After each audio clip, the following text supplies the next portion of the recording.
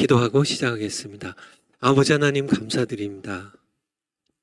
저희들 늘 하나님의 말씀 읽을 수 있고 또 하나님 자유롭게 예배할 수 있어서 감사드립니다. 북한의 동포들 자유가 무엇인지 알지도 못한 채 자유를 빼앗기고 그들에게는 읽을 성경도 없고 마음껏 하나님께 부르짖어 기도도 할 수 없고 찬송도 예배도 드릴 수 없는 그런 그들 불쌍히 여겨주세요. 속히 자유 통일 이루어져서 예수 한국 복음 통일될 수 있도록 꼭 은총 베풀어 주시기를 간구드립니다. 저희들 하나님 말씀 계속 듣기 원합니다. 우리에게 말씀해 주시옵소서. 감사드리며 예수님 이름으로 기도하옵나이다. 아멘. 예, 점심 잘 드셨죠? 예, 저도 제 아내가 잘 싸줘서 맛있게 먹고 왔습니다. 그러니까 나이가 들어서 그러나요? 좀 그러니까 좋은 점도 있고요. 은퇴하니까 좋은 점도 있고 다른 것보다 제가 이제 목회할 때는 정신없이 새벽에 나갔다가 집이 먼 건 아닌데도 차로 한 새벽에는 한 20분 차로 미국에다 차로 다니니까 낮에도 한 30분 또 그냥 이렇게 목회 중에는 낮에 집에 들어간 게 제 기억에는 거의 없어요. 그냥 계속 새벽에 나가면 이제 보통 밤까지 목회하냐고 가정 예배를 많이 못 드렸거든요. 우리 아이들한테 좀 미안한데 그러니까 이렇게 제가 이렇게 그러니까 아이들 이렇게 이제 잘 때 나오고 또 잘 때 들어가고 이렇게 했으니까 가정 예배를 못 드렸는데 이제 은퇴하고 나니까 좋은 게 늘 이제 가정 예배를 아이들이 이제 없지만은 이제 부부가 같이 둘이서 날마다 이렇게 가정 예배를 드려서 하나님께 감사드리고 은퇴 후에 좋은 거예요. 또 아내와 함께 이제 시간을 또 많이 보내서 또 감사하고 목회할 때는 저는 목회하느라 바쁘고 또 제 아내는 또 애들 키우느라 바쁘고 그러다가 이제 은퇴를 이렇게 하니까 또 아내랑 같이 보낼 시간이 많아서 또 감사드리고 또 좀 이렇게 이렇게 섭섭한 거는 아니고요. 그냥 이제 막상 이제 교회를 떠나니까 또 하니까 이제 한편으로는 좀 이렇게 성도님들 늘 이렇게 내 삶의 한 중심에 있었던 게 성도님들을 이제 다 떠나서 또 여기 한국에 와 있으니까 또 그런 면에서 좀 섭섭하지만은 또 이제 우리 정광 목사님 이제 옆에 있으면서 또 여러 성도님들 섬기고 또 특별히 우리 청교도 신학원 여러분들 섬겨서 또 하나님께 저는 감사한데 여러분들은 감사한 것들이 많으신지요? 아니면 섭섭한 게 많으신지요? 그래도 이렇게 지나고 보면 다 감사한 것 같아요. 감사한 것 같은 게 아니라 다 감사해요. 하나님께 감사드립니다.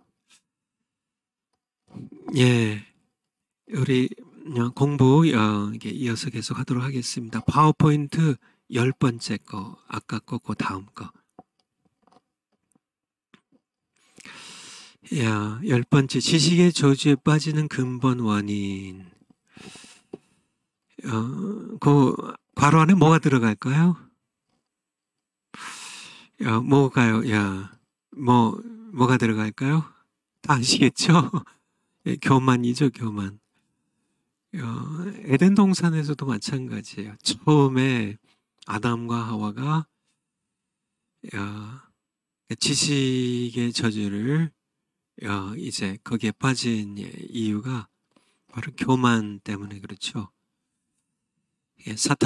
교만한 사탄이 이제 하와의 교만을 부추기고 내가 하나님과 같이 될 것이라는 이제 그 교만이 싹 들어가자 이제 결국은 생명나무 대신 선악을 알게 하는 지식나무를 이제 그 열매를 따먹게 되는 그런 일이 벌어졌죠.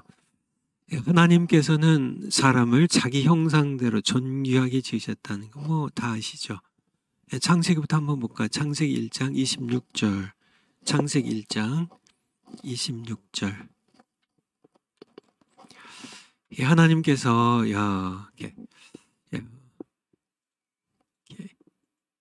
하나님이 가라사대 우리의 형상을 따라 우리의 모양대로 우리가 여기서 삼일체를 볼 수 있죠. 하나님께서 단수가 아니라 복수예요.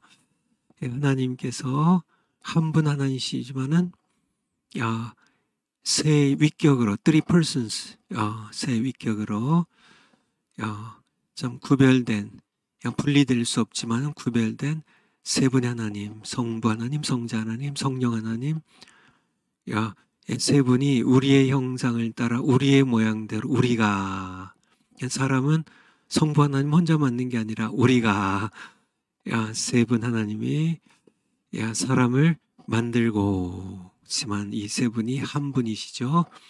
삼위일체로는 전에 제가 삼위일체론을 강의한 적은 없지만은 간단하게 아마 제가 벌크업의 조직신학 책 강의하면서 아마 말씀드린 적이 있는데 우리가 사람을 만들고 그로 사람으로 바다의 고기와 공중의 새와 육축과 온 땅과 땅에 기는 모든 것을 다스리게 하자 하시고 27절에 하나님이 자기 형상 곧 하나님의 형상대로 사람을 창조하시되 남자와 여자를 창조하시고 그러니까 하나님께서 지으신 만물 가운데 하나님의 형상대로 창조된 것은 사람밖에 없어요. 여러분 아시죠? 사람밖에 없습니다. 굉장히 존귀하게 지으신 거죠. 그렇죠? 어떤 것도 뭐 사자도 뭐 말도 소도 양도 뭐 호랑이도 뭐 원숭이도 하나님의 형상대로 지어진 게 아니라 그냥 다 뭐 창조주 하나님이 같기 때문에 그 유전 DNA가 뭐 비슷한 것들이 많이 있고 뭐 눈들이 이제 동물들은 두 개고 뭐 귀가 두 개고 뭐 코가 하나고 뭐 이런 것들이 뭐 비슷하죠. 왜냐하면 창조주 하나님이 같아서 그래요. 근데 다 한 하나님께서 삼위일체 한 하나님께서 지으셨기 때문에 뭐 고릴라도 뭐 침팬지도 뭐 곰도 뭐 늑대도 다 뭐 비슷한 게 많이 있지만은 사람하고도 비슷한 게 많이 있지만은 창조주 하나님이 한 분이니까 그분 솜씨니까요. 근데 차이점이 있다면 사람을 그런 모든 다른 피조물로부터 구별하는 딱 하나의 차이점이 있다면 사람에게 있는 하나님의 형상이에요. 이건 정말 너무 소중한 겁니다. 너무 존귀하게 지음을 받은 거죠. 심지어는 성경에 보면 천사들도 하나님의 형상대로 지음을 받았다는 성경의 구절은 없어요. 뭐 없으니까 뭐 천사들이 하나님의 형상으로 지음을 받았다. 그렇게 뭐 이렇게 아니라고 할 수도 없지만은 기라고 할 수도 없는 거죠. 왜냐하면 성경에 말씀이 없으니까.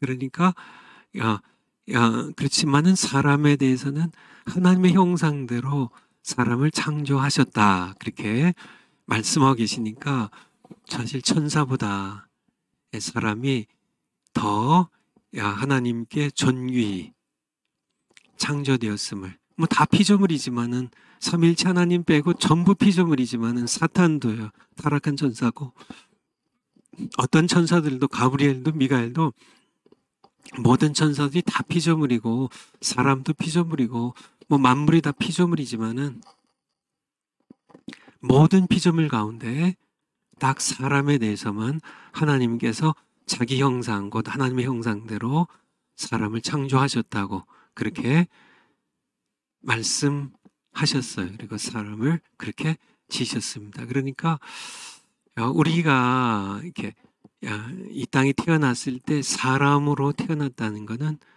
엄청난 하나님의 은총임을 우리가 기억해야 합니다. 그리고 하나님께서는 사람에게요, 천사들이 아니라 사람에게 만물을 다스리도록 하셨어요. 다스리도록 하셨어요. 거기 28절 한번 볼까요? 그 다음 절.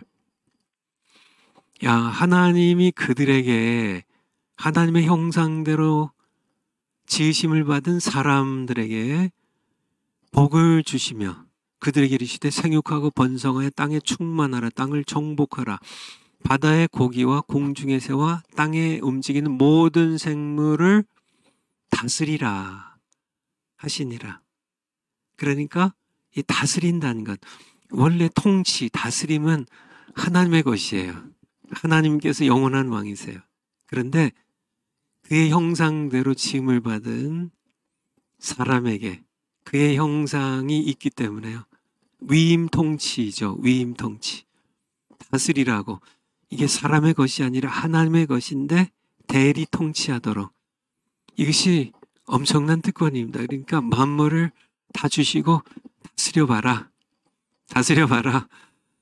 땅을 정복하라.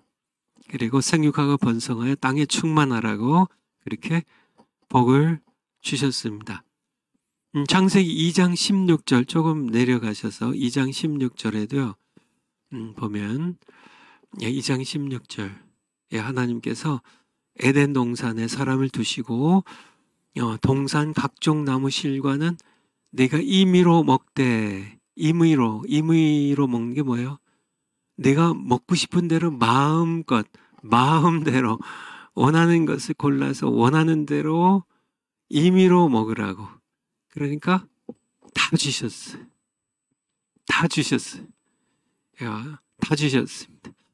시편 8편 4절부터 시편 8편 4절부터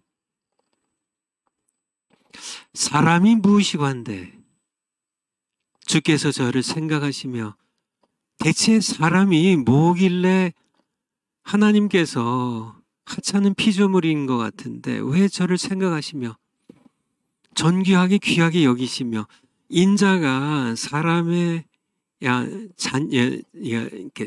인자, 그러니까 사람의 아들이란 뜻이에요. 정확하게 얘기하면 인자가 무엇이관데, 그러니까 사람을 일컫는 말이죠. 예수님께서도 자신을 인자라고 말씀하셨지만은 예수님의 성육시된 자신을 가리킬 때 표현한 것이고, 여기서는 사람과 이렇게 동일한 뜻이죠. 사람이 무엇이간데, 인자가 무엇이간데 주께서 저를 권고하시나이까, 저를 귀하게 여기시나이까. 5절에 저를 천사보다 조금 못하게 하시고, 이 천사들이 번역을 개역 한글판은 천사로 번역했지만 개역 개정판은 하나님보다로 바꿨어요. 둘 다 번역이 가능하니까. 근데 이 원어가 엘로힘입니다. 엘로힘이 복수형이거든요. 원래 하나님을 엘로힘이라고 그래요. 엘로힘.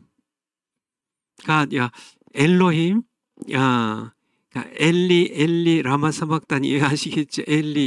리는 나의 하나님, 이제 하나님이잖아요.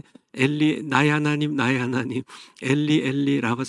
그러니까 이 엘로힘은 이제 복수형이에요. 이게 이제 엘로힘, 이제 힘자가 들어가가지고 이제 복수형이 되는데, 요거를 이렇게 천사들, 원래 이제 천사들로 하는 게 더 정확하죠. 천사들로 번역할 수 있지만은 사실은 이게 하나님으로 번역하는 게 더 좋아요. 그러니까 개역 개정판이, 그러니까 우리 영어 번역본에 봐도 이렇게 이제 두 가지로 나누는데요. 천사들보다 조금 못하게 하시고 이렇게 번역한 데가 있고, 또 이제 하나님보다 조금 못하게 하시고, 이게 엘로힘이니까, 하나님은 엘로힘이라고 하잖아요. 하나님보다 조금 못하게 하시고, 근데 이거는 그러니까 이게 문맥으로 봐서 사실 천사들은 우리보다 못하기 때문에요. 왜냐하면 사람은 하나님의 형상들을 지을 받았기 때문에, 그래서 사람이 무엇이고 한데, 인자가 무엇이고 한데 사람을 하나님보다 조금 못하게 하시고 영화와 존귀로 관을 씌우셨나이다. 주께서 하나님께서 손으로 만드신 것을 다스리게 하시고, 여기 있잖아요. 다 창세기 1장 28절에 있는 것처럼 다스리라고, 참 하늘에 있는 것이나 땅에 있는 것이나 바다에 있는 것이나 다 다스리게 하시고, 만물을, 하나님 만드신 만물을 그 발 아래 두셨으니 곧 이제 여러 짐승들 그것들을 다스리게 하셨다고. 그러니까 이 시편 8편 말씀을 통해서 우리가 알 수 있는 것도 뭐예요? 하나님께서 다 주셨어요. 자기보다 조금 못하게 하셨다는 얘기가, 우리 정광훈 목사님의 표현대로 보좌만 놔두고, 하나님의 보좌만 놔두고 다 이렇게 너희가 다 다스려. 다 너희 발 아래 둘 테니까 임의로 마음껏 뭐든지 다 먹어. 그러니까 하나님의 보좌만, 내 보좌만, 그러니까 찬탈하지 말, 내 보좌만. 이 보좌의 의미는 내가 창조자고 너는 피조물이야. 내가 다 주었지만, 모든 걸 다 너에게 주지만, 정말 에덴 동산의 모든 실과 다 주고 만물을 다 다스리게 참 너로 위임 통치하게 다 너에게 맡기지만은 딱 하나, 내 보좌만은 탐하지 말라. 그게 창세기 1장과 2장에서 우리에게 주신 말씀이고, 시편 8편에서도 사람이 뭔데 이렇게 하나님, 어차피 피조물에 불과한 존재인데 하나님보다 조금 못하게 하시고 다 주시고 다 다스리게 하시고, 그러니까 요셉에게 바로가 내가 너보다 나은 거는 보좌밖에 없다고 하는 것처럼 전부 요셉에게 다 무릎 꿇게 하시고, 요셉에게 전국의 총리로 세워서 바로가 모든 걸 다 요셉이 마음대로 통치하게 하되, 내가 너보다 높은 것은 보좌밖에 없다고 하는 것처럼, 하나님께서는 바로가 요셉을 그렇게 모든 걸 다 맡긴 것처럼, 하나님께서는 사람을 다 맡겨서 다스리게 하시고, 본인보다 조금 못하게, 천사보다 아니라 하나님보다 조금 못하게 하시고, 그쵸? 내가 너보다 높은 거는 내 보좌만은, 그쵸. 그거는 하나님께서 결코 양보하실 수도 없는 거고 하시지도 않는 거죠. 그렇게 하셨습니다. 그래서 에덴 동산에, 사실 하나님께서 에덴 동산에 그러니까 하나님의 보좌를 만들진 않으셨죠. 그쵸. 에덴 동산에 직접 이렇게 이 땅에 보좌를 만들진 않으셨습니다. 하나님의 보좌는 하늘에 있고요. 이사야 선지자가 이사야서 6장에 1절부터 보는 것처럼 우시야 왕이 죽던 해에 이제 보좌에 앉으신 이를 보좌에, 하늘의 보좌입니다. 하늘의 보좌에 하나님의 옷이 성전에 가득한, 이게 하늘에 있는 성전이죠. 천사들이 서로 창화하여 가로되 거룩하다.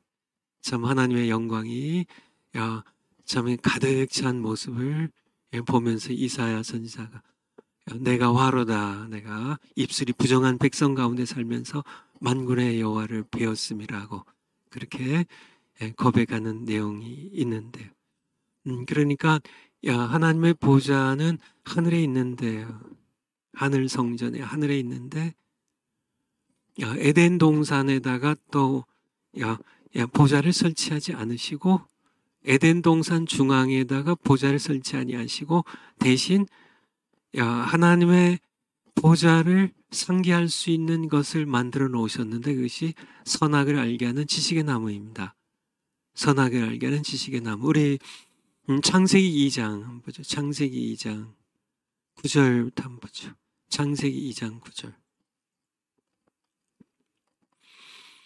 여호와 하나님이 그 땅에서 보기에 아름답고 먹기에 좋은 나무가 나게 하시니 동산 에덴 동산 가운데에는 생명나무와 선악을 알게 하는 나무도 있더라. 에덴 동산 가운데입니다. 바로 여기가 하나님의 보좌가 있어야 할 자리인데 하나님께서는 보좌를 거기에 만들지 않으시고 두 나무를 거기에 심으셨어요. 생명나무와 선악을 알게 하는 나무입니다. 에덴 동산 가운데. 그러니까 왜 가운데? 그러니까 하나님께서는 아까 보았던 말씀처럼 내가 임의로 먹으라고 16절에 2장 16절 좀 내려가서요. 2장 16절. 2장 16절. 이제 이어서 여호와 하나님이 그 사람에게 명하여 가라사대 동산 각종 나무의 실과는 다 먹으라고. 저쪽에 있는 나무도 저쪽에 있는 나무도 가까이 있는 나무도 어디 있든지 시냇가에 있는 나무든지 어디 나무든지 에덴 동산에 있는 나무는 다 먹으라고. 심지어는 생명나무도 먹으라고. 먹지 말라고 안 하셨으니까 다 먹으라고 하셨으니까 생명나무가 당연히 포함되죠. 다 먹으라고. 동산 각종 나무 실과는 다 먹으라고. 딱 하나 선악을 알게 하는 나무의 실과는 먹지 말라. 왜 그렇게 하셨을까? 바로 하나님 너는 피조물이야. 나는 창조자고. 이 사실은 잊지 말라고. 내가 너에게 다 준다고. 만물을 다 다스리라고. 창세기 1장 28절에 다 다스리라고 하시고 동산의 모든 과실 다 먹으라고요. 심지어는 생명나무 과실까지 다 먹으라고. 하나님께서 그러니까 자기가 하나님으로 착각할 수 있죠. 하나님 대신에 만물을 다 다스리니까.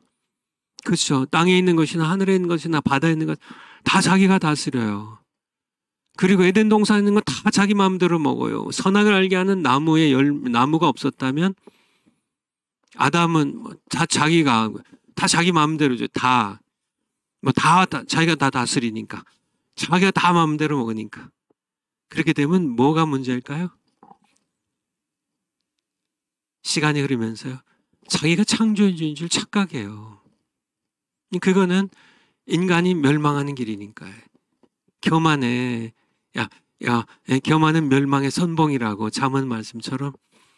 그러니까 하나님께서는 그러니까 아담이 본인이 창조주가 아니라 피조물이라는 사실을 깨닫게 하는 나무가 선악을 알게 하는 나무였어.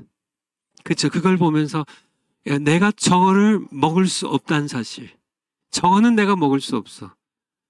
저거는 하나님께 속한 것임을. 하나님께 속한 것임을. 저거는 내가 먹을 수 없다. 이 사실을 통하여 늘 자신은 한계가 있는 피조물이라는 사실을 정말 이렇게 마음껏 만물을 통치하고 정말 마음껏 아무거나 먹을 수 있지만은 항상 자기가 먹을 수 없는 한 나무가 있다는 그 사실, 이것이 한 복판에 있는 그 사실이 이 아담과 하와에게는 본인들이 피조물에 불과하다는 사실, 본인들이 결코 창조주는 아니라는 사실을 깨닫게 하기 위하여 하나님께서는 선악을 알게 하는 나무를 동산 중앙에 한 복판에 가장 많이 볼 수 있는 삶의 한 복판에 두셨던 겁니다. 그걸 통하여 늘 자신이 피조물이라는 사실을 알게 하기 위하여. 그런데 이 뱀 사탄은 바로 그것을 바로 자신이 그러니까 피조물이라는 사실을 이제 좀 이렇게 불만스럽게 생각하고 하나님과 같이 되려고 하는, 정말 이게 창조주 하나님과 피조물인 인간 사이를 이렇게 선을 긋는, 이 선악을 알게 하는 이 나무의 열매를 먹게 함으로써, 그래서 하나님과 같이 되게 하려고 하는 이 교만을 이제 하와와 아담에게 집어넣게 되죠. 집어넣게 되죠. 그래서 결국은 그것을 따먹고 말게 되는데요. 따먹고 말게 되는데, 요한계시록 22장 3절 한번 볼까요? 요한계시록 22장 3절. 계시록 22장 3절. 여기 보면 이제 새하늘과 새 땅의 새 예루살렘이거든요. 새 예루살렘.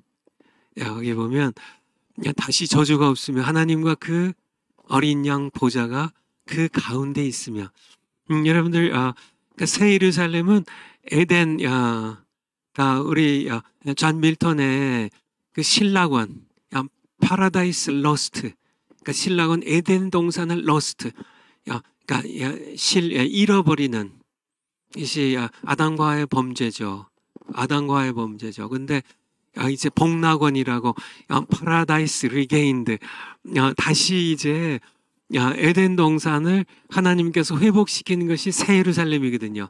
근데 새 예루살렘에는, 그러니까 이제 새롭게 하나님께서 꾸미신 거룩한 성, 새로운 에덴 동산에는 한가운데 선악을 알게 하는 나무가 아니라 뭐가 있어요? 하나님의 보좌와 어린 양의 보좌가 있어요. 그러니까 다시 거슬러 올라가서 창세기 3장으로 2장 3장으로 가보면 바로 새 예루살렘 거룩한 성 한가운데 보좌가 있어야 할 자리에 하나님께서 뭐를 두셨어요? 선악의 생명나무와 선악을 알게 하는 나무를 거기에 두셨던 겁니다. 그러니까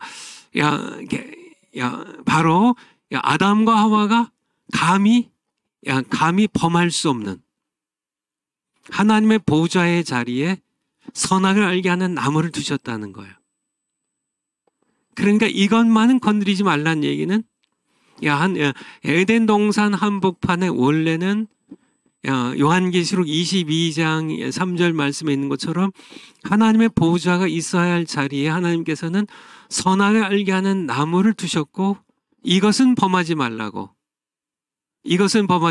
왜냐하면 이것은 내 보좌처럼, 내가 이것을 범하면 바로 내가 하나님과 같이 되려고 하는, 내가 피조물인데 내가 다 줬지만은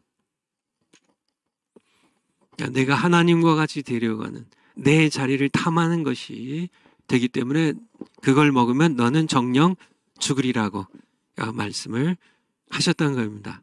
그래서 우리 파워포인트를 한번 다시 볼까요? 파워포인트로. 하나님께서는 자신의 보좌가 있어야 할 자리입니다. 원래 늘 한복판이죠. 한복판에 요한계시록 22장 3절에 있는 것처럼 에덴 동산 중앙에 선악을 알게 하는 지식의 나무를 두시고, 요것만은 먹지 말라고, 요거는 탐하지 말라고. 그러니까 그리고 아담에게 그 나무의 열매를 먹지 말라는 계명을 주셨다. 이것은 하나님의 보좌만은 탐하지 말라는 명령, 곧 교만을 향한 경고였다. 곧 내가 네게 모든 것을 다 주었지만은 너는 하나님이 아니라 피조물이라는 사실만은 잊지 말아야 한다. 이 사실을 잊고 먹으면 망하니까 동산 중앙에 있는 선악과를 볼 때마다 내가 아니라 하나님께서 통치하신다는, 하나님께서 창조자의 보좌에 계신다는 사실을 너는 마음에 각인시키라는 하나님의 명령이었죠. 하지만은 이제 사탄의 유혹에 넘어가게 되죠. 파워포인트 다음 장 볼까요? 그러나 아담과 하와는 하나님의 말씀을 어기고 사탄의 유혹 곧 선악을 아는 지식을 얻어 하나님과 같이 되라는, 하나님의 보좌에 한번 앉아보라는 유혹에 넘어가게 되죠. 그래서 창세기 3장 1절부터 뭐 이게 이제 말씀이 나오죠. 한번 볼까요? 창세기 3장 1절 뱀이 등장하고요.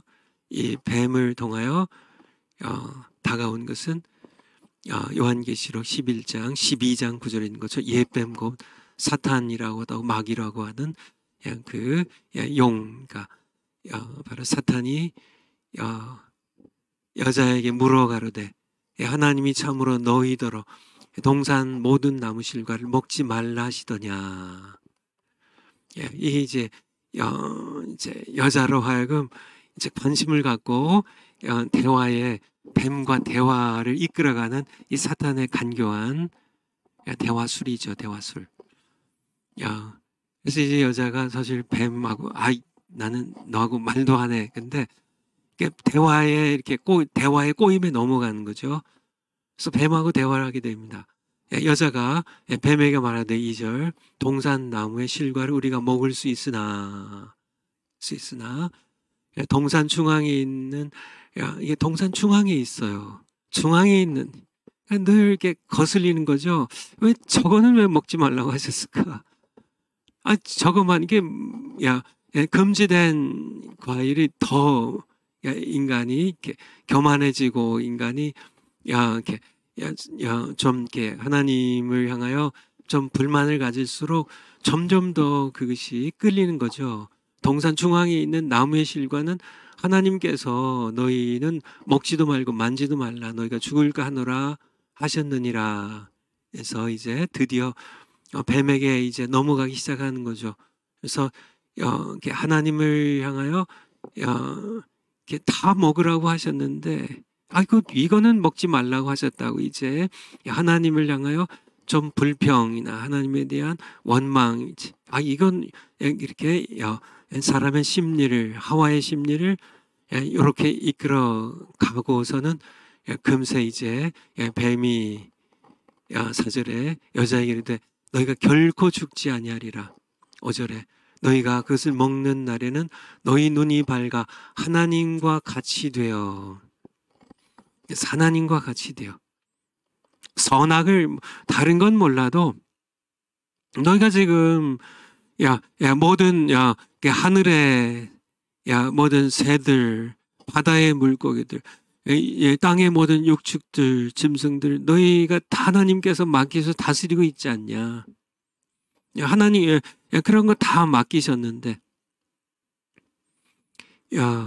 이거 못 먹게 한 건 이것도 너희가 먹으면 너희가 진짜 하나님과 같이 된다는 그런 이 유혹이죠. 미혹이죠. 교만을 부추기고 욕망을 부추기는 하나님과 같이 되어 여기에 하와가 넘어가고 말죠. 선악을 알 줄 하나님이 아셨기 때문에 하나님께서 좀 안 좋으신 분이야, 나쁘신 분이야. 그걸 아시기 때문에 일부러 못 먹게 한 거야. 아니야. 그거 먹으면 너희 죽지 않고 오히려 하나님과 같이 돼. 거기에 여자가 넘어가게 돼서 결국은 그것을 다 먹게 되죠. 6절에 여자가 그 나무를 본즉 먹음직도 하고 보암직도 하고 지혜롭게 할 만큼 탐스럽기도 한 나무인지라. 벌써 이게 눈이 이렇게 완전히 뒤집힌 거죠. 욕망에 사로잡히고 욕망의 노예, 욕심이 잉태한즉 죄를 낳고 욕망입니다. 욕망이 잉태한즉 죄를 낳고 죄가 장성한즉 사망을 낳느니라 하신 야고보서의 말씀처럼 이미 욕망이 이제 잉태해서 죄를 출산하는 그런 단계까지 이른 거죠. 그래서 여자가 그 실과를 따먹고 자기와 함께 남편에게도 주매 그도 먹은지라라고 말씀하고 계십니다. 고린도후서 한번 신약성경 고린도후서 11장 3절 한번 볼까요? 고린도후서 고후 11장 3절 뱀이 그 간계로 하와를 미혹해 한 것 같이.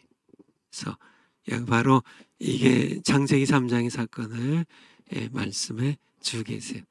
그래서 이게 미혹에 빠져가지고요. 그래서 결국은 지식은 얻었지만 우리 파워포인트 한번 가볼까요? 피조물로서 창조주 하나님의 자리에 앉으려는 교만 때문에 하나님의 자리에 앉으려는 하나님과 같이 되려고 하는 하나님의 보좌를 탐했던 그런 교만 때문에 아담과 하와는 선악을 아는 지식은 얻었죠. 지식은 얻었죠. 그렇지만은 그 지식은 저주가 되었고 그들은 에덴 동산에서 쫓겨나게 됩니다. 이 길은 누가 먼저 걸었던 길이에요? 사탄이 먼저 걸었던 길이에요. 사탄이 먼저 걸었던 길입니다. 그는 교만하여 지극히 높으신 하나님의 보좌를 탐했다가 쫓겨나 수울로 떨어짐을 당합니다. 이사야서 14장 12절. 이사야서 14장 12절. 14장 12절. 너 아침의 아들 계명성이여.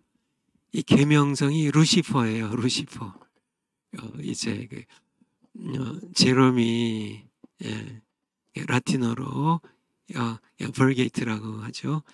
라틴어로 성경 번역했을 때 그때 루시퍼로 그러니까 이렇게 빛나는 자 그런 뜻이에요.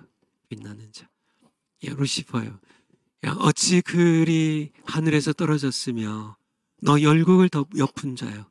어찌 그리 땅에 찍혔는고. 하늘에서 떨어지는 열국을 엎은 자. 어찌 그리 땅에 찍혔는고. 제가 요거 계명성에 대해서는 그 신학자 토크에서 한번 말씀드린 적이 있는데 한번 여러분들 원하신 분들 우리 그 천사의 나라 그 만유회복 천사의 나라 거기에서 설명한 적이 있는데 관심 있는 분들은 한번 그걸 찾아서 한번 보시기 바랍니다. 바로 어거스틴도 이 루시퍼를 사탄으로 해석을 했었고요. 13절 이 루시퍼가 땅에 찍혔는 거 루시퍼 네가 네 마음에 이르기를 내가 하늘에 올라 하나님의 무별 위에 나의 보좌를 높이리라. 그러니까 그러니까 하나님의 보좌를 탐했던 마음에 이르기를 내가 하늘에 올라 하나님 계신 그곳에 내가 올라가서 하나님의 무별 위에 나의 보좌를 높이리라. 내가 북극 지폐 산 위에 좌정하리라.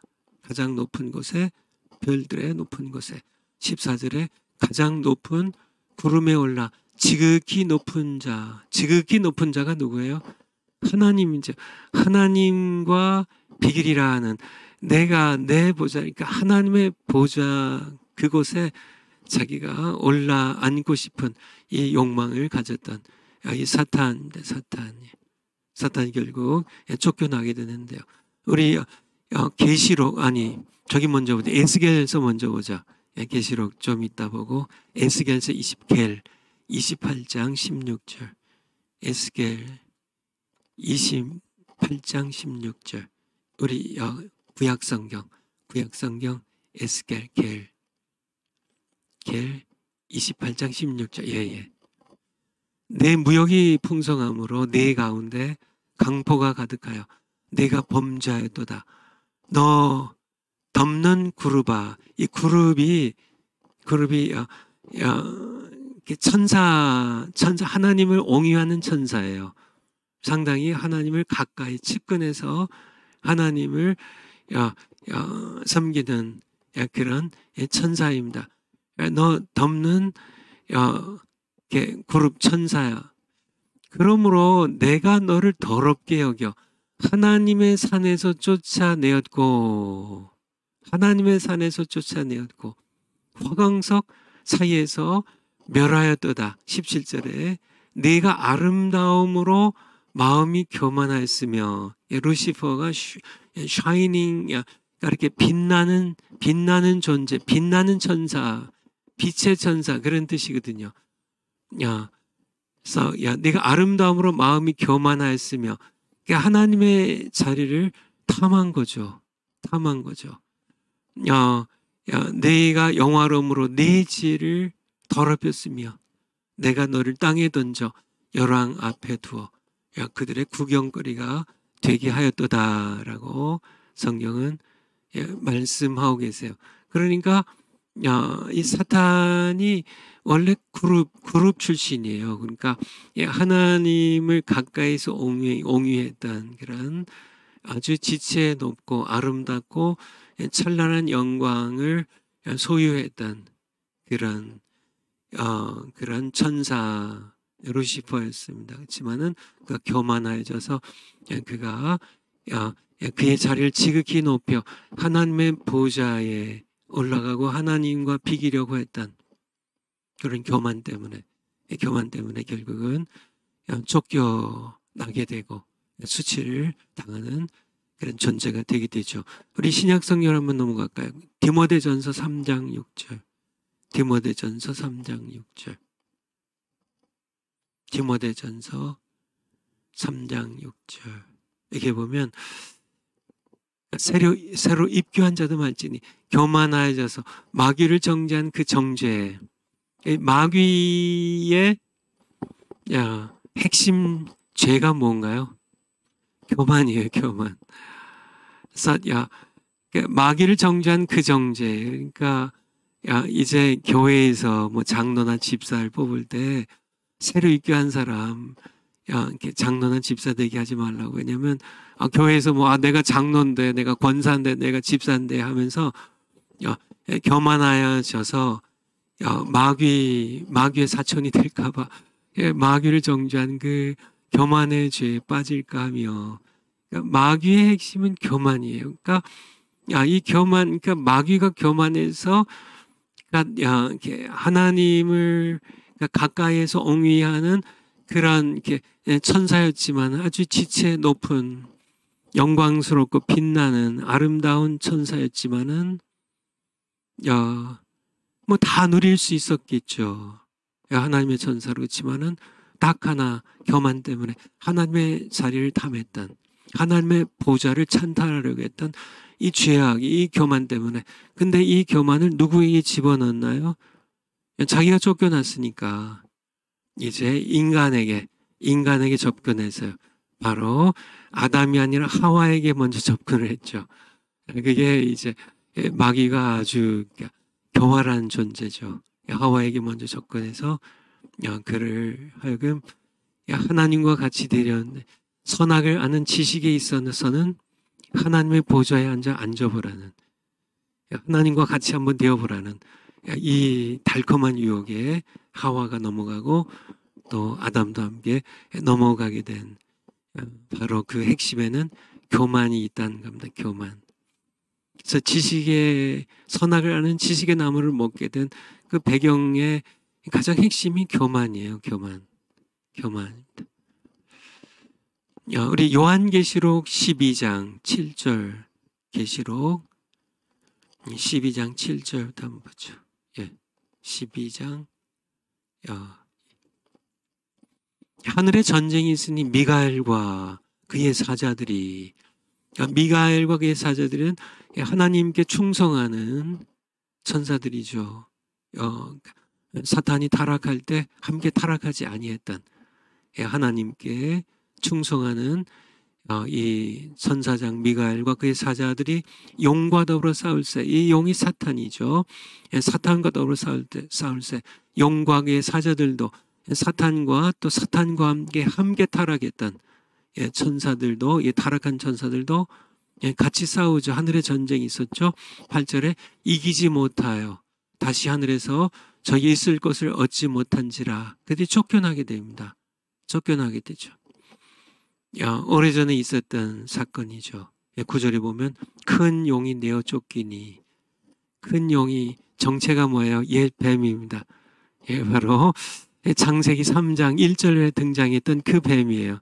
곧 마귀라고도 하고 사탄이라고도 하는 온천할 꾀한 자라. 그러니까 에덴 동산에서 바로 하와를 이렇게 유혹했던 그 뱀이 바로 마귀 사탄이에요. 땅으로 쫓겼으니 그리고 그들은 결국은 쫓겨나게 됩니다.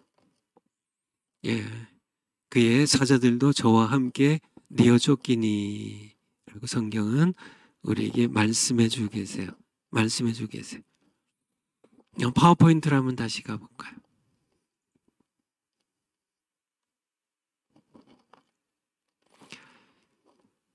여섯 번째, 오늘날도 사람들이 지식의 저주에 빠지는 여러 원인들이 있지만은 근본 원인은 교만이라는 겁니다.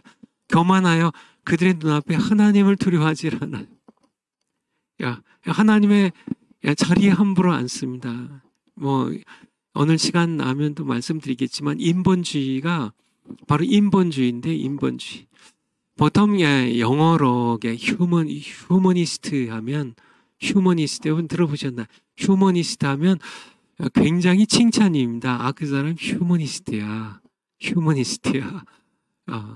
근데 성경적으로 보면 그러니까 이 휴머니스트는 아주 그러니까 성경적으로 보면은 이렇게 자신을 하나님 자리에 갖다 앉히는 휴머니즘이죠. 휴머니즘.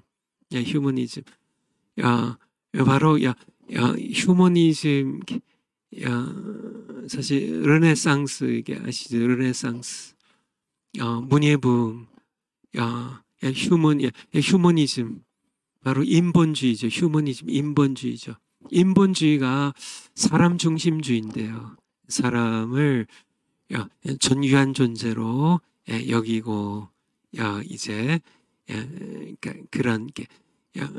그런 사람 중심으로 살아가는 그게 이제 인본주의인데요. 그게 아주 고상한 것 같죠. 그렇죠? 그렇죠. 돈보다 사람이 먼저라고. 사람 그렇게 그런데 근본에 뭐가 있어요? 하나님 중심이 아니라 사람이 하나님의 보좌에 앉겠다는 이게 인본주의예요. 사실 고상한 것 같지만은 무시무시한 교만이 거기에 이게 사탄이 가지고 있던 거거든요. 인본주의는 굉장히 세상에서 교회 밖의 세상에서는 인본주의를 굉장히 그러니까 휴머니즘의 혁명으로 문예부흥이 일어나고요. 하나님 중심적인 물론 중세 교회가 타락했기 때문에 부패했기 때문에 정말 이제 인본주의 르네상스의 길을 열어줬지만은 천주교회가 회개하고 정말 이렇게 엄청난 회개를 해야 됩니다. 물론 이 천주교회 중세교회 타락 때문에 인본주의 혁명이 르네상스 문예혁명이 일어났지만은 사실 막상막하죠. 천주교의 타락보다 사실은 더 사탄의 기만에 속고 사탄의 교만에 빠지는 인본주의입니다. 하나님 중심이 아니라 인간 중심. 하나님 자리에 인간이 앉겠다는 게 하나님 필요 없다는 얘기입니다.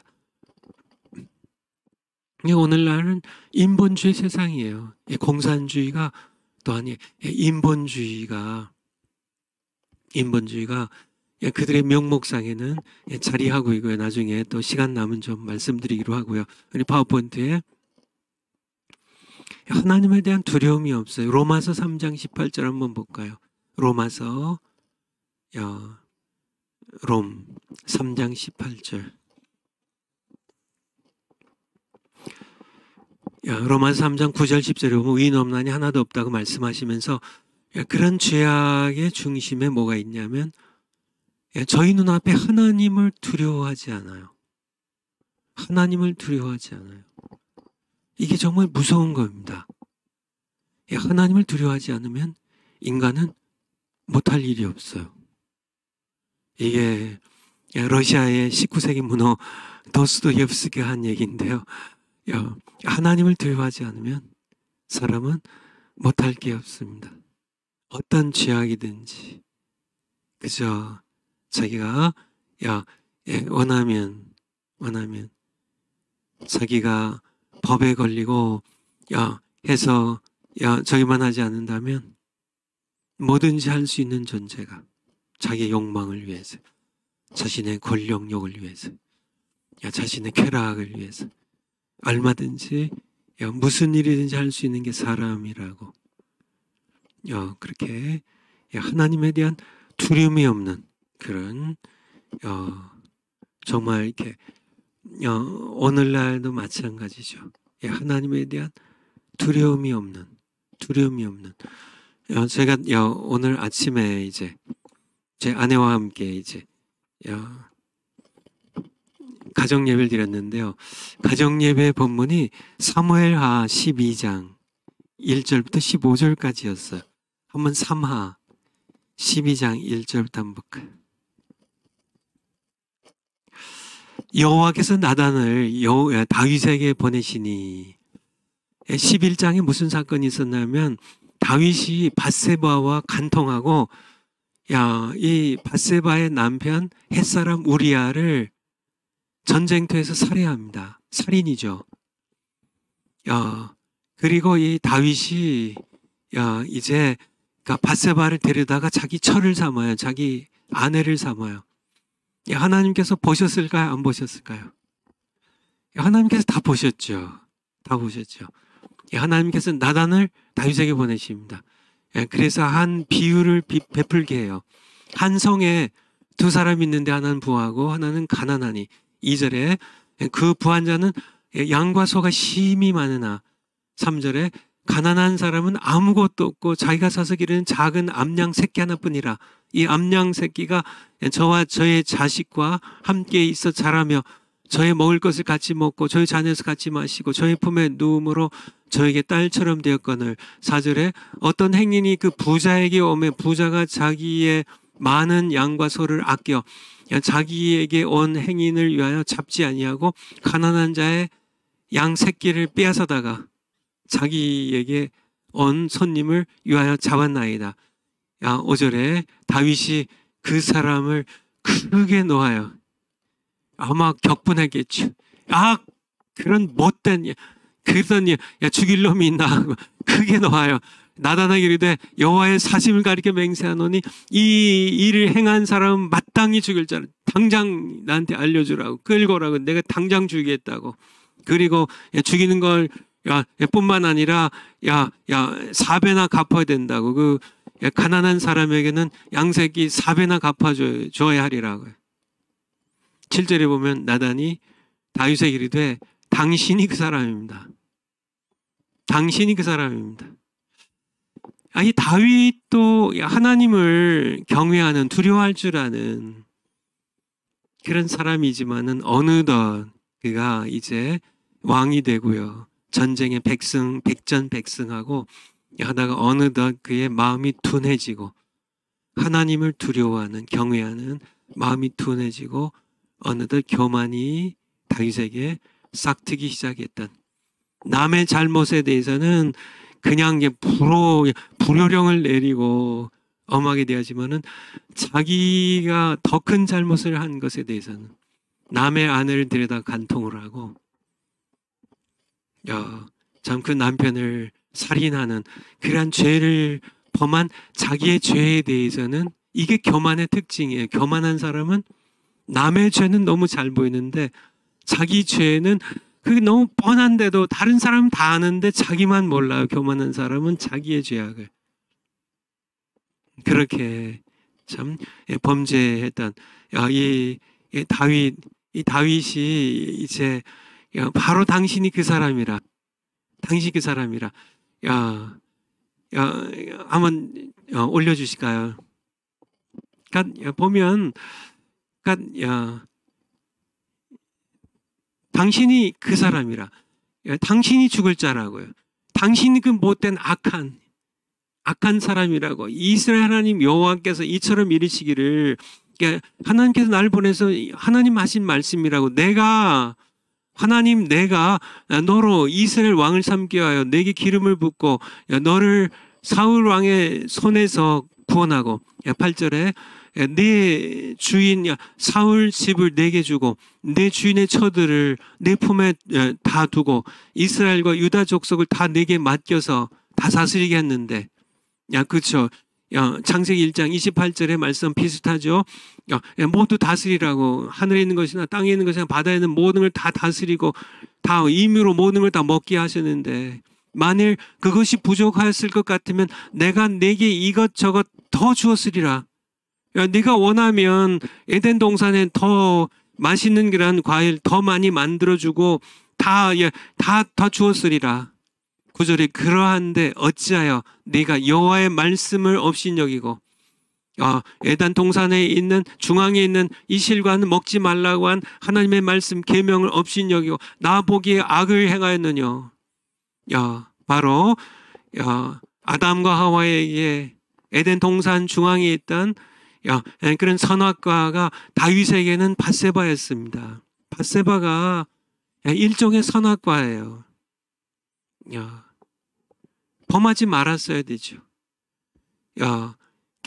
하나님께 더 원하면 되는데 하나님께서 이건 범하지 않아야 되는 하나님의 계명을 스스로 어기고 네가 칼로 햇사람 우리아를 죽이되 암몬 자손의 칼로 죽이고 그 철을 빼앗아 내 철을 삼았도다. 10절에 이제 내가 나를 업신여기고 중요한 단어입니다. 내가 나를 업신여기고 아담과 하와가 하나님을 업신여기고 하나님의 말씀을 업신여기고 9절에 하나님의 말씀을 업신여기고 이게 하나님의 말씀을 업신여긴 것은 10절에 하나님을 업신여긴 겁니다.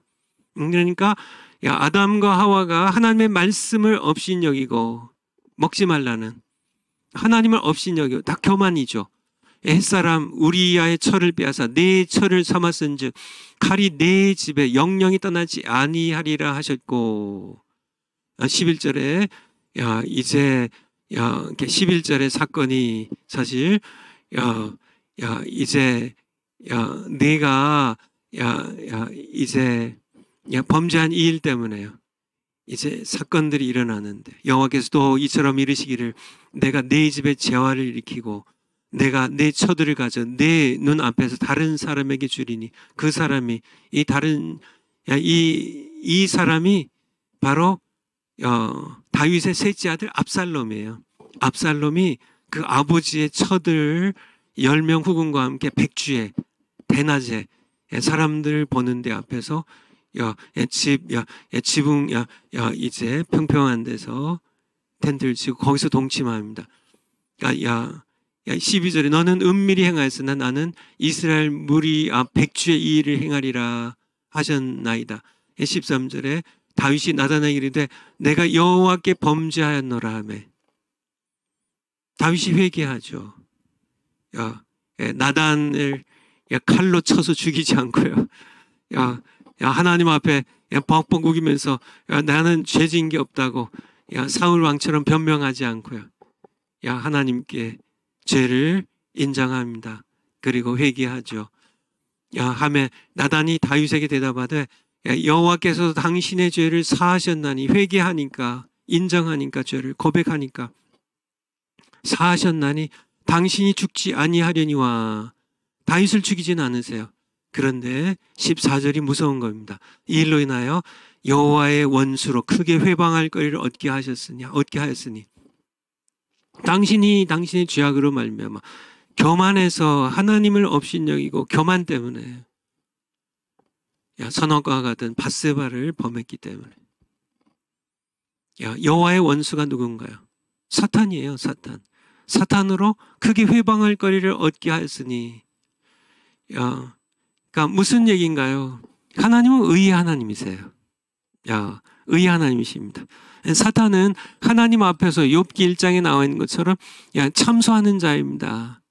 늘 그러니까 이렇게 사람들을 이렇게 하나님 앞에 고소하고 참소하고 죄인 이제 이렇게 이 사탄이 하나님 앞에서 다윗이 밧세바를 범하고 간통하고 이렇게 우리아를 죽인 이 죄를 하나님께서 어떻게 의로운 하나님께서 그냥 두실 수 있습니까? 용서는 받아서 하나님께 버림받지는 않지만은 여호와의 원수에게 크게 회방할 거리, 하나님 앞에 다윗을 고발할 거리를 얻게 하였으니, 그것도 크게 얻게 하였으니 하나님께서 뿌리치지 못하신다는 얘기예요. 왜냐하면 하나님의 의 때문에요. 하나님의 의 때문에. 그래서 이제 하나님께서는 하나님의 의 때문에 사탄이 이제 다윗의 죄를 들고 이제 이렇게 했는데 하나님께서 그를 심판하지 아니하셨는 하나님의 의로우신 분이 아닙니다.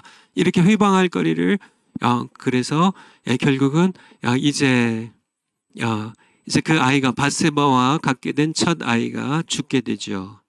이게 하나님의 의가 이렇게 이루어지. 다윗 그리고 13장부터 여러분들 사무엘하 쭉 보면 아시겠지만 13장부터 일이 벌어지기 시작하는데요. 이게 전부 다 연결된 얘기입니다.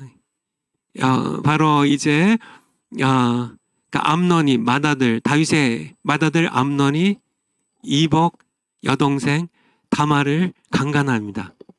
그리고 다말의 이제 한 배의 오빠 압살롬이 암논을 죽여요. 암논을 죽입니다. 얘 이제 맏형이죠. 자기는 셋째 아들인데 아버지의 맏아들 자기의 형 암논을 칼로 쳐서 죽여요. 그리고 외갓집으로 도망쳤다가 다시 3년 만에 돌아와서는 압살롬의 반란을 일으킵니다. 압살롬의 반란을 일으키고 어떻게 되죠? 반란 일으킨 다음에 수많은 백성들이 압살롬 편에 가담하게 되고요. 이제 압살롬을 따르는 군대와 다윗에 충성하는 군대가 전쟁에 붙어서 수만 명의 사람이 죽어요. 한두 사람이 아니라 수만 명의 사람이 죽어요. 그리고요, 압살롬도 죽어요. 압살롬이 죽었을 때 우리 성경 한번 좀 가슴이 아프죠. 사무엘하 18장 33절 한번 볼까요? 사무엘하 18장 33절. 왕의 마음이 심히 아파. 다윗이 전쟁은 이겼어요. 압살롬의 군대가 참패를 하고 다윗을 따르는 군대가 승리를 했습니다. 그런데 기뻐하지 않고 다윗이 심히 마음이 아파해요. 물루의 문에 이제 누각에 올라가서 거기서 울었습니다. 저가 올라갈 때에 말하기를 내 아들 압살롬아, 내 아들 압살롬아, 내가 너를 대신하여 죽었다면 압살롬 내 아들아. 여기서 우리는 뭘 봐야 되나요? 다윗이 압살롬을 사랑했기 때문에 이렇게 아파한 것도 분명히 사실이지만은 또 다른 면이 있어요. 사실은 내가 죽었어야 되는데 내가 밧세바와 범죄한 그 범죄로 인하여 앞서 우리가 봤잖아요. 사무엘하 12장에 네 집안에 이제 여러 재화들이 고통스러운 여러 재앙들이 일어날 것이라고. 왜냐하면 여호와의 원수 사탄이 크게 회방할 거리를, 하나님 앞에 고소할 거리를 네가 제공했기 때문에 하나님께서는 그의 의로, 하나님의 의로 너희 집안을 심판할 수밖에 없고, 또 이런 일들이 일어나게 되는, 그러니까 다윗으로서는 사실 너무 압살롬에게 미안했던 거죠. 그런 것을 우리는 볼 수가 있습니다. 그러니까 이렇게 죄라는 결국은 하나님을 두려워하지 않기 때문에,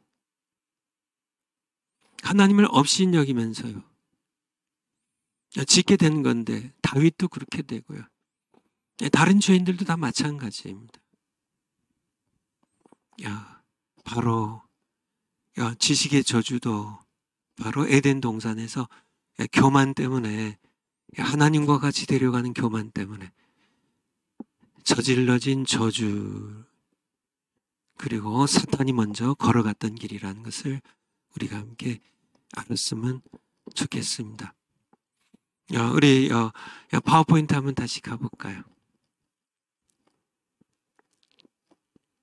그 다음 거.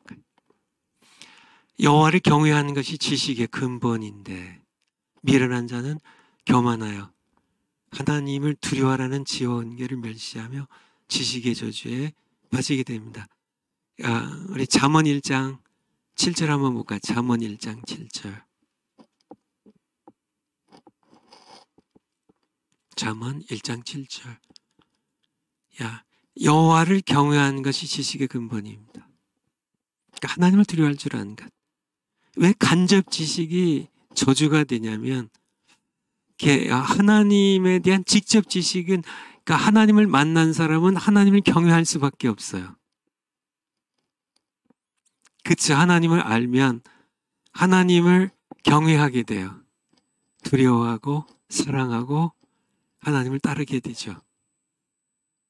근데 바로 하나님을 경외하는 것, 그러니까 이것이 야다 지식의 근본이에요. 근데 미련한 자는 그러니까 이 야다 지식이 없는, 하나님을 직접 아는 이 지식이 없어서 하나님을 경외하지 않는 자들은 지와 훈계를 멸시하느니라. 하나님을 두려워할 줄 모르는 길을 걸어가게 됨을 우리에게 말씀해 주겠어요. 우리 파워포인트 다시 갈까요? 에덴 동산에서부터 심판날까지, 에덴 동산부터 시작입니다.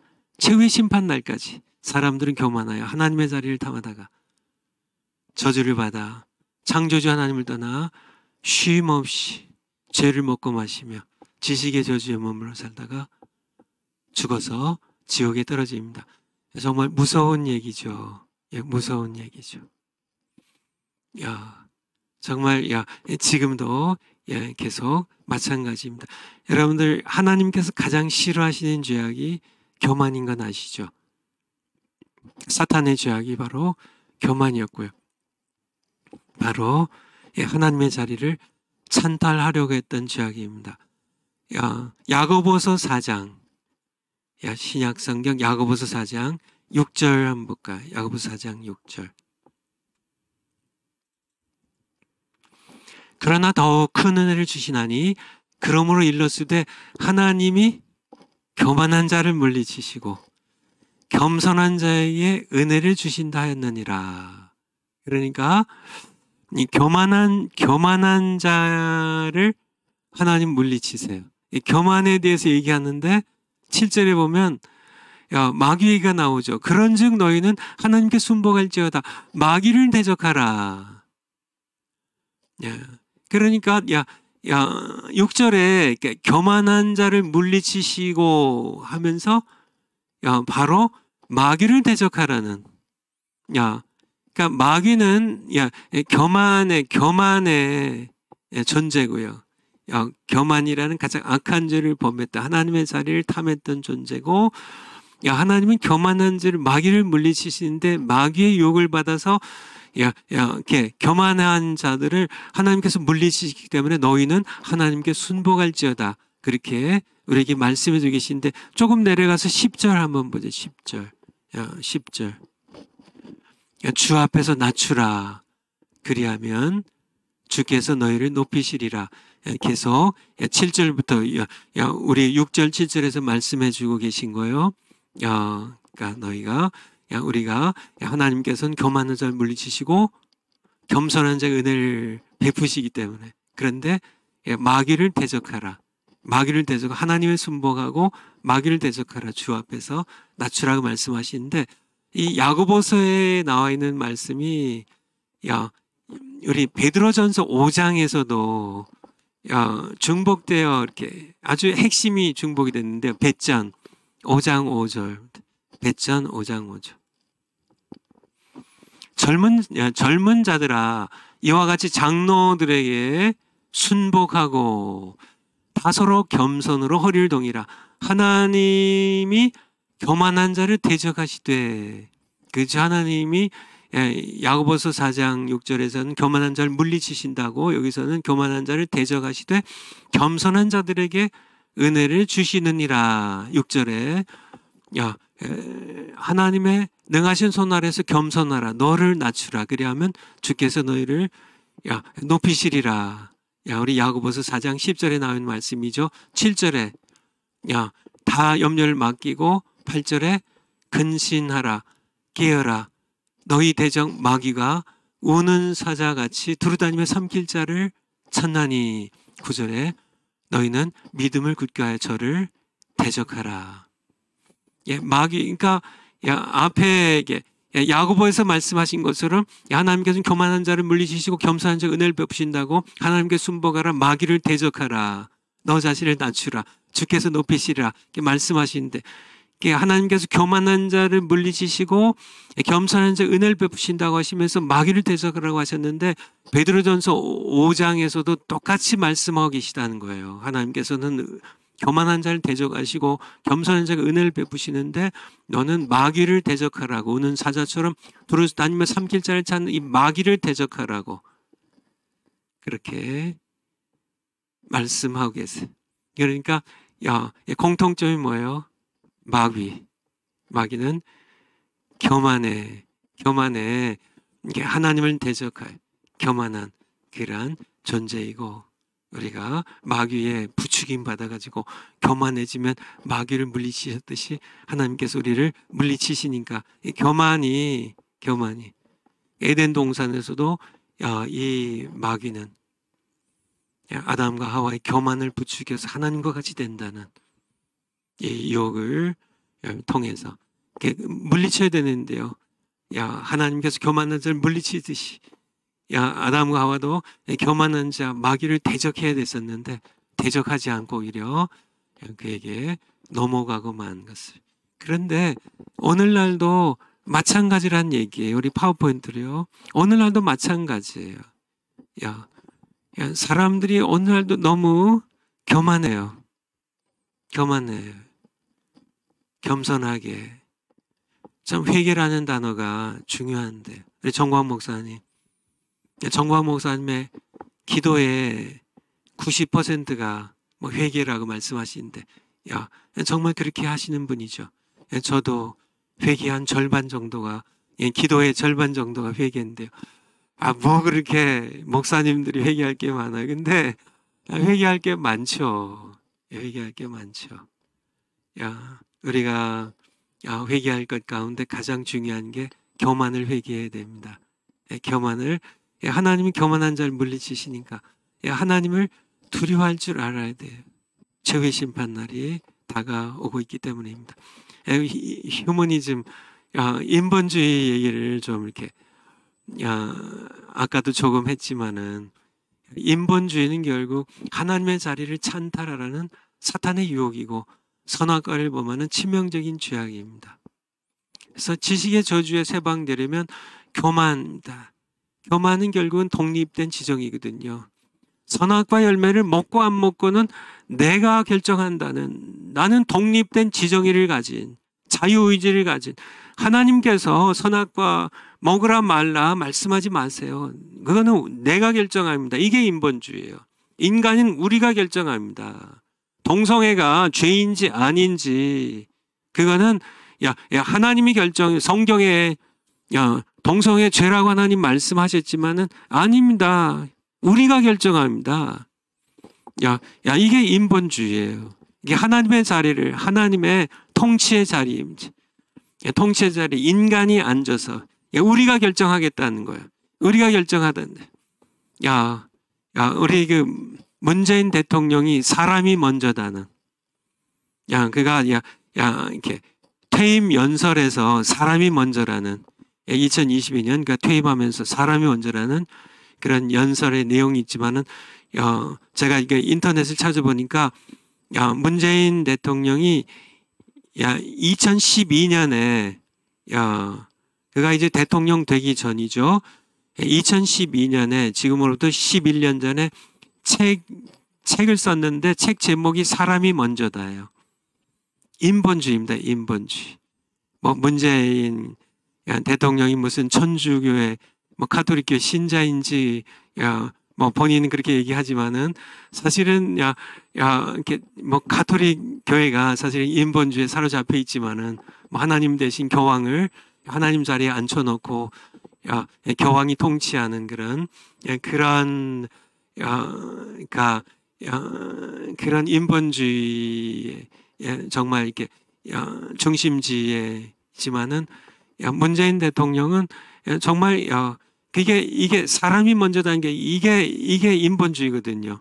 그런데 북한 헌법 제3조에 보면 북한 헌법 제3조에 보면 조선인민민주주의공화국은 자기네 나라의 명칭이죠. 사람 중심의 세계관이며 그러니까 이게 사람 중심입니다. 그러니까 문재인이 사람이 먼저다 할 때 이게 어디서 나왔냐면은 북한 헌법에서 나온 겁니다. 바로 이게 주체 사상에서 나온 거예요. 사람이 정말 그런 사람이 정말 간첩보다 못한 그런 사람이 정말 이승만 대통령이 건국했던 우리 대한민국의 대통령까지 역임했다는 사실이 너무 수치스럽고 창피하죠. 그런 사람들이 지금도 여전히 활동하고 있고 4.3 사건의 제주도로 뭐 문재인도 가고 뭐 이재명도 가고 뭐 다글적으로 내일 몰려간다고 하는데 정말 제주 4.3 사건은 남로당의 무리들이 북한의 지시를 받아가지고 우리 태영호 의원이 분명하게 그 북한에서 다 배운 거고요. 실제 역사적인 사실인데 알면서도 그렇죠. 전부 이것은 자유민주주의를 대항하여 버린 그런 폭력의 폭동이고요. 그리고 이 공산당이 남로당의 악한 그런 폭력 반란 사건인데 그거를 미화시켜 가지고 무슨 윤석열 대통령도 이게 정신 차려야 됩니다.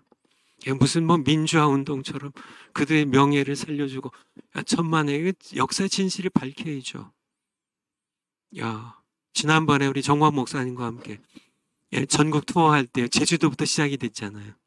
제주도부터 4.3 사건의 본거지인데요.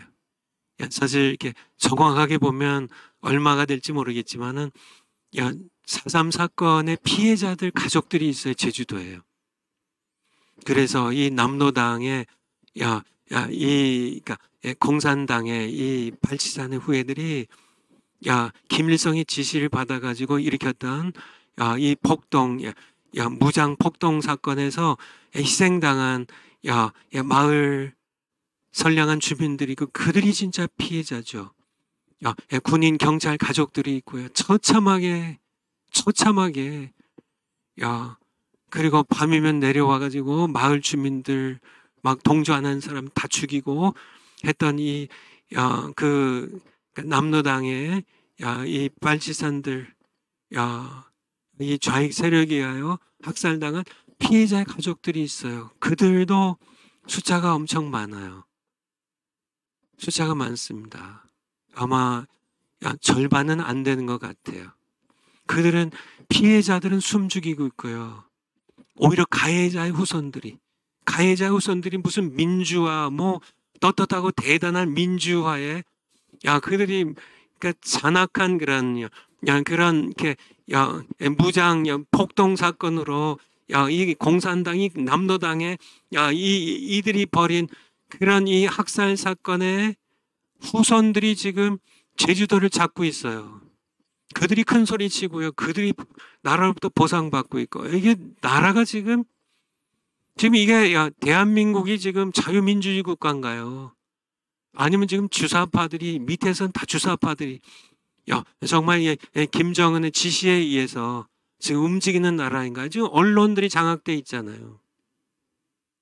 언론들이 지금 누구의 지시에 움직이는지 자신들이 정말 기자의 정의를 가지고 여러 기사들 보도한 건지, 아니면은 김정은이나 주사파들 간첩들에 의해서 그들이 정말 간첩이기 때문에 이런 기사들을 보내고 정광 목사님 비난하고 정말 대한민국을 무너뜨리고 5.18 운동을 무슨 민주화 운동으로 4.3 사건을 무슨 민주화 거룩한 혁명처럼 그렇게 신성시하고 그렇게 칭송하는 그런 기사들 쓰는 이 보수 언론이라고 하는 조선일보, 뭐 동아일보, 다 중앙일보 다 마찬가지죠. 뭐 좌파 언론은 말할 것도 없고 그들이 정신 차려야 되는데 정신 차려야죠. 지금 그들이 뭐에 이렇게 홀렸는지 정말 이 빨치산의 후예들이 김일성의 지시에 의하여 대거 역사학계에 들어갑니다. 대한민국의 역사책을 쓰는 거의 90% 이상이 다 좌파예요. 빨간 사람들입니다. 그들이 써낸 그런 여러 좌양으로 기울어버린 정말 정당한 자유민주주의의 대한민국의 정당한 대한민국의 정통성을 얘기하지 않고 오히려 태어나지 못할 그냥 안 왔어야 할 나라가 태어난 것처럼 김일성에 의해 적화되면 딱 좋았을 그런 것을 아니 미군 철수를 반대하면서도 어떻게 거기에 넘어가는지 정말 사탄이 거대한 속임수로 대한민국을 정말 이렇게 속이고 있다는 인본주의가 바로 인본주의 공산주의가 인본주의를 이용해 가지고 지금 미국도 지금 엄청 인본주의로 흐르고 있고요. 유럽도 마찬가지고 대한민국도 마찬가지고요. 나라마다 그 모양 저 모양으로 여러 가지 모양을 바꿔가면서 인본주의가 세계 전체를 휩쓸고 있는데 그 핵심에 인본주의가 있는데 인본주의는 하나님의 자리를 찬탈하라는 사탄의 유혹이라는 것이에요.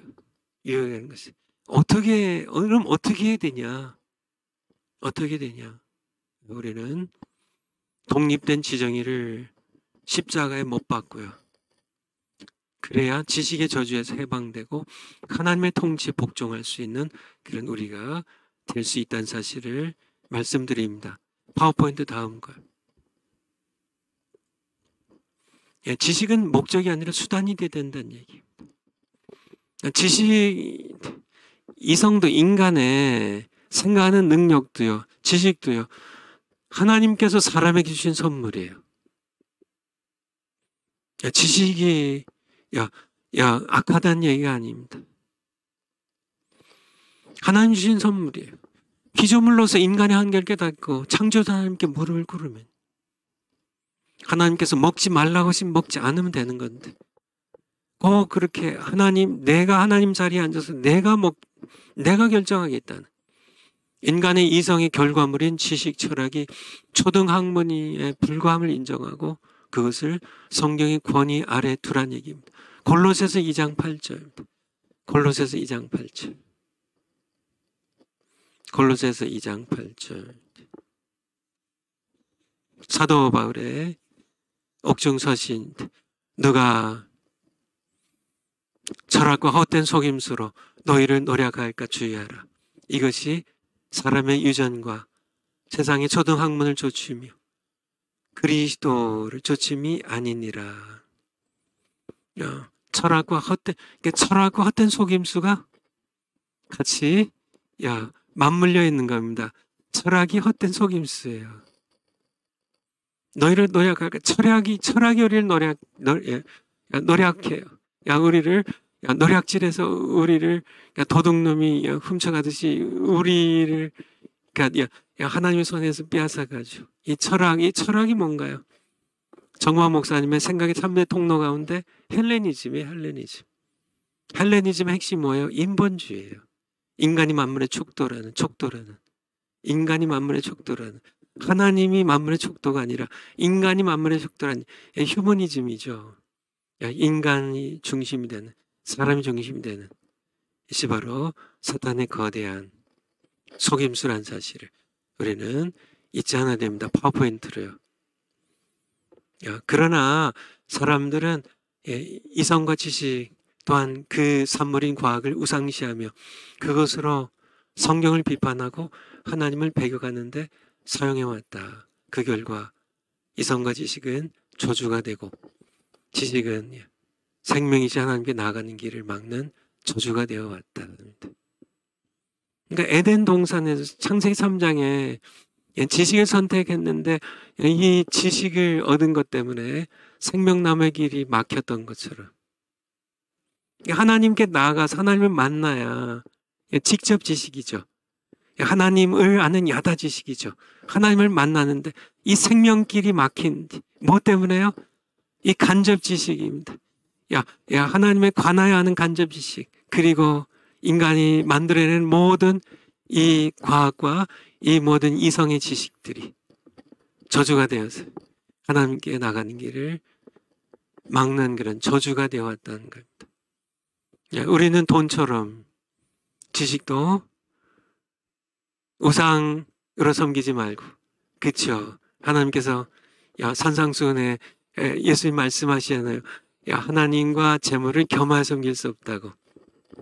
돈도 우상이 됩니다. 돈도 우상이 돼. 근데 지식도 우상이 돼요. 하나님의 말씀을 깨닫는 수단으로만, 목적으로, 우상으로 섬기지 말고, 도구로만.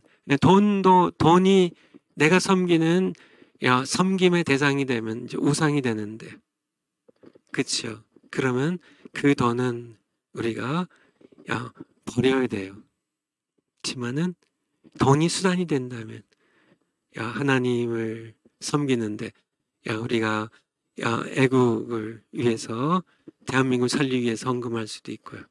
가난한 사람들을 도울 수도 있고 참 이렇게 수단으로만 사용한다면 그렇죠. 돈이 수단이면 하나님께서 우리에게 얼마든지 주실 수 있는데 우리가 지식도 마찬가지입니다. 지식이 수단이 돼야 되지. 하나님의 말씀을 깨닫고 이해하는 수단이 돼야지. 지식이 우상이 되면 하나님의 말씀을 깨닫는 생명의 길이 막혀버린다는 얘기. 그 선물 주신 하나님을 찾고 그분께 영광을 돌려야 한다. 이것이 이성과 지식을 우리에게 선물로 주신 하나님의 뜻임을 우리가 잊지 않았으면 좋겠습니다. 여기까지 하고 이제 다음 파워포인트 다음 거 한번 보여주시죠. 다음 월요일 날 이제 맺은 말 이제 끝내고 지식의 저주는 다음 주까지만 하도록 그렇게 하고요. 그 다음에 이제 우리 파워포인트 맨 위로 올라가 볼까요? 우리 순서 나와 있는데 맨 위에 그거 한번 올려주세요. 드디어 이제 성경론 들어가서 성경론에 들어가면 정경 형성사 성경에 다가가는 세 가지 통로 성경 하나님의 말씀입니다. 성경의 5가지 속성 성경에 기록된 3가지 목적 이제 7번째 지식의 저주까지 이제 다음 월요일 끝나고요. 그 다음 주에 성경을 대하는 바른 자세 아마 하루면 끝날 것 같고요.